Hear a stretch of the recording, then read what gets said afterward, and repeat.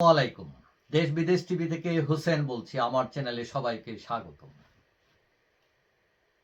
দুদক শেখ হাসিনা এবং তার পরিবার, রেহানা, জয়, টিউলিপ এদের বিরুদ্ধে দুর্নীতির তদন্ত করার সাথে সাথে ব্রিটিশ মিডিয়াও নড়েচড়ে বসছে। তারা টিউলিপের কোথায় কি আসছে, কোথায় তিনি ভুল করেছেন, কোথায় ফ্ল্যাট নিয়েছেন, কে দিয়েছে, নিজের টাকায় কিনেছেন, বিভিন্ন ধরনের জিনিস বের করার জন্য তারা খুবই তৎপর হয়েছে।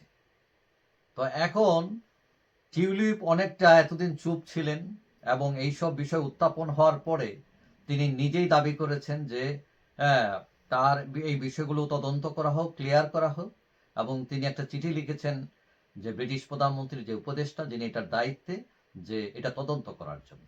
এবং তার একটা চায়না সফর ছিল এবং এই চায়না সফরও তিনি বাতিল করেছেন। এখন দেখা যায় অনেকেই মনে করেন যে আসলে শেখ হাসিনার আত্মীয়তা হওয়াই তার জন্য কাল হয়েছে। যে প্রজেক্টে $12 বিলিয়ন বাজেট ছিল, সেখান থেকে 4 বিলিয়ন নিয়ে যাবে, মানে এটা অনেকটা হাস্যকর ব্যাপার। এবং এটা এত বড় একটা অ্যামাউন্ট, সেটা কোথায় নিল, কিভাবে নিল, সেটা বলতেই পারে না, শুধু অভিযোগের উপর অভিযোগ। তো এখন এতদিন টিউলিপ মোটামুটি চুপ করেই ছিলেন, এখন দেখা যাচ্ছে তিনিও একটু সরব হয়েছেন, অর্থাৎ এদেরকে একটু শায়েস্তা করা দরকার। তো এইটা কিভাবে দেখা গেল সরব হয়েছেন, যে যেমন প্রতিদিনই ব্রিটেনের পত্রিকাগুলো, কোনো না কোনো পত্রিকা এগুলো নিউজ করছে, প্রতিবেদন করছে। ডেইলি মেইল একটা প্রতিবেদন তারা ছেপেছিল, সেটা বলেছিল যে টিউলিপের 10,000 পাউন্ড জরিমানা হইতে পারে। এবং যতটুকু জানা যায়, টিউলিপ তাদেরকে আইনি নোটিশ দেওয়ার যখন হুমকি দিলেন, সাথে সাথে দেখা গেল এই নিউজ উদা হয়ে গেল। এই নিউজ এখন আর তাদের ওয়েবসাইটে নাই। তো এখন অনেকেই ধারণা করছেন যে টিউলিপ আইনি নোটিশ পাঠাবেন যারা এইসব করেছেন। এমনকি বাংলাদেশ সরকারকেও আইনি নোটিশ পাঠাতে পারেন তিনি, মানহানির মামলা করতে পারেন, এমনকি ডক্টর ইউনূসের বিরুদ্ধেও লিগ্যাল নোটিশ পাঠাতে পারেন তিনি। কারণ এখানে তার মানহানি হয়েছে এবং তাকে বিভিন্নভাবে হেনস্থা করা হচ্ছে।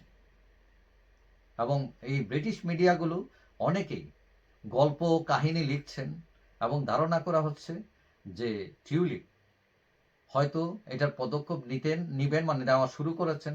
এবং তার এই পদক্ষেপ, তিনি যদি তাদেরকে আইনি নোটিশ পাঠান, অনেকেই হয়তো থেমে যাবেন ভয়ে, কোর্ট কাচারির ভয়ে। এবং কেউ কেউ মনে করছেন যে পত্রিকাগুলোকে ইন্ধন দিচ্ছে যুক্তরাজ্যের বিএনপি এবং জামাত, তারা বিভিন্ন ধরনের তথ্য দিচ্ছে এবং এইগুলোর উপর তারা স্টোরি লিখতেছে। এখন এটা ছাড়াও টিউলিপের পক্ষে লোক নাই তাও না, ধারণা করা হচ্ছে যে টিউলিপের পক্ষেও কিছু কমিউনিটি গ্রুপ কাজ করতে, ক্যাম্পেইন শুরু করবে হয়তো, কারণ তার এই মিথ্যাচারের বিরুদ্ধে তারাও টিউলিপের সাথে সহযাত্রী হবে। তবে যেটাই হোক, কথা হলো যে সত্য প্রতিষ্ঠিত হোক। কেউ যদি অপরাধ করে থাকে, তাকে অবশ্যই শাস্তির আওতায় আনবেন, কিন্তু কোনো নিরপরাধ ব্যক্তি যাতে হেনস্থার শিকার না হয়, শাস্তি না পায়।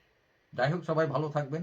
আশা করি দেখা হবে অন্য কোনো ভিডিওতে ইনশাআল্লাহ। আল্লাহ হাফেজ।